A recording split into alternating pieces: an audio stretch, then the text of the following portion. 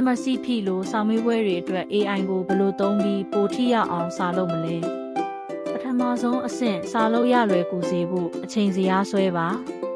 ဒီလိုရိုက်ထည့်လိုက်ပါ Create a 12-week study plan for MRCP Part 1. AI ကသင်အတွက်အချိန်ဇယားကိုဖန်တီးပေးပါလိမ့်မယ်ဒုတိယအဆင့်စာအုပ်တွေကိုအကျဉ်းချုပ်ပါသင်ဖတ်ထားတဲ့အခန်းကိုကူးယူပြီးဒီလိုရိုက်ထည့်ပါSummarize this and show exam relevant points only. တတိယအဆင့်လေ့ကျင့်ခန်းမေးခွန်းများဖန်တီးပါရှင်းပြချက်တွေနဲ့အတူစာမေးပွဲပုံစံမေးခွန်း10ခုဖန်တီးပေးပါလို့မေးလိုက်ပါ Create 10 exam-style questions with explanations. လေ့ကျင့်ခန်းမေးခွန်းတွေရရှိပါလိမ့်မယ်စတုဒ္ဓအဆင့်မသားရလွယ်ကူတဲ့ flashcard များလုပ်ပါ AI ကိုဒီခေါင်းစဉ်ကိုရိုးရှင်းတဲ့ flashcard အဖြစ်ပြောင်းလဲပေးပါလို့ပြောပါ